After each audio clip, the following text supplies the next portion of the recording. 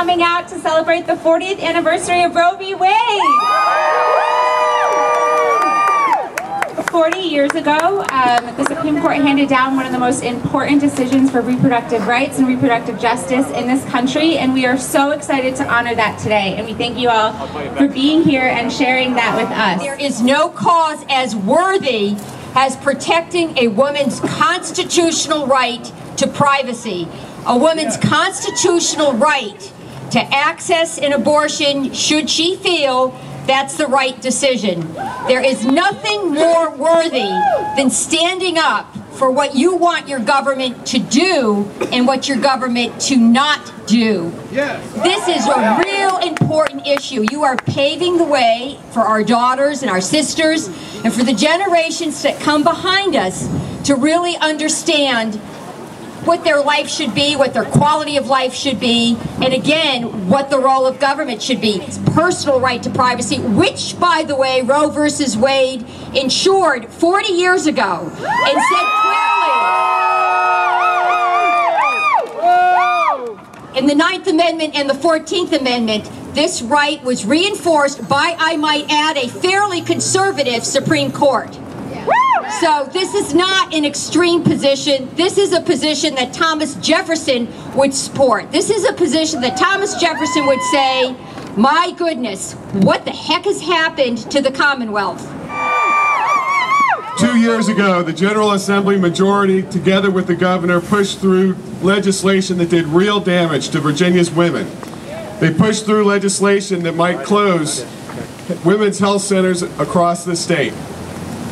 They pushed through legislation against the advice of medical experts. Now, we had legislation this year to repeal that. That legislation would have allowed the healthcare centers to continue to operate. What the legislation that was passed 2 years ago did was make access to women's health care harder, make access to women's health care more expensive.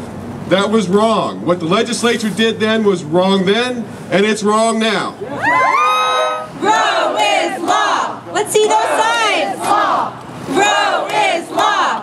Roe is law! Roe is law! Roe is law! You know, we're here to celebrate Roe versus Wade, the 40th anniversary. All of these pieces of legislation that we have been talking about are an attempt to erode Roe versus Wade. We can't let it happen. We need to tell the legislators, your representatives, enough is enough. I would have never thought that some 40 years ago, with the passage of Roe v. Wade, that we would be still standing here today fighting and talking about birth control and how it works. But surely that's not what my constituents sent me here to do.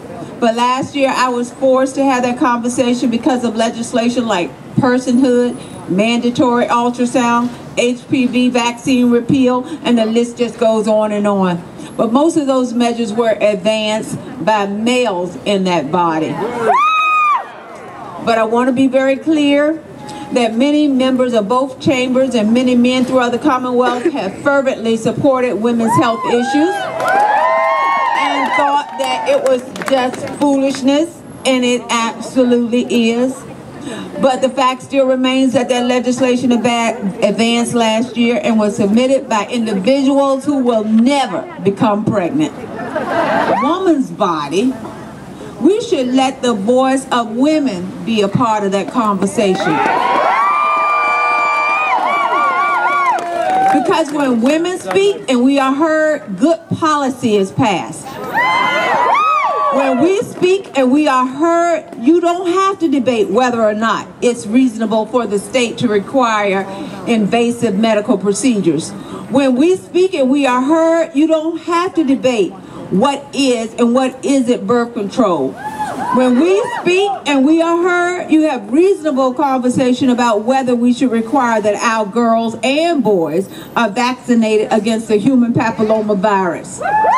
The conversation about whether or not the Commonwealth and a bunch of politicians are welcome inside your doctor's examination room. I know they are not. It's about whether we can trust women in consultation with their doctors, their family, and their faith to make the deeply personal complex decision to terminate a pregnancy, to have a child, or to choose adoption. I know we can trust women. I am here from Catholics for Choice. But first I want to say, I live in Virginia, I'm a woman, I vote, and I am pro-choice, and so are so many Catholics across this country.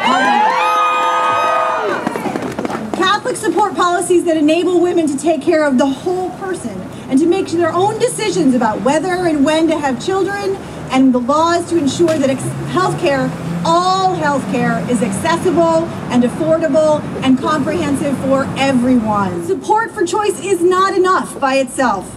Access to abortion is an integral part of women's reproductive health care. Women need the access to resources and services, including the counsel of professionals, friends, family, and whomever they choose to involve in the decision. And we talked about it was a fundamental respect for not just women's rights, but for all rights. And we talked about it in the concept of civil rights for the entire country. So right now, I thank all of you for coming, but the people I especially thank, and any of those who are here, I feel like we became colleagues through the last 2 years, are those people who work at abortion clinics or abortion providers. Let's look at the numbers for a little bit. Since 1980, the abortion rates in our state have halved. The abortion rates in teenagers have significantly fallen. Every year we have more significant decreases in unwanted pregnancies. This is working. This is a public health strategy that's working. Stopping in midstream and changing an effective public health strategy is not good for anyone in our country. And how do you have a conversation with that person? I think you talk with them about the fact that Hillary Clinton is probably one of the best secretaries of states we've had in years. Roe v. Wade and choice allowed her to be where she is today, because it is all part of the bigger discussion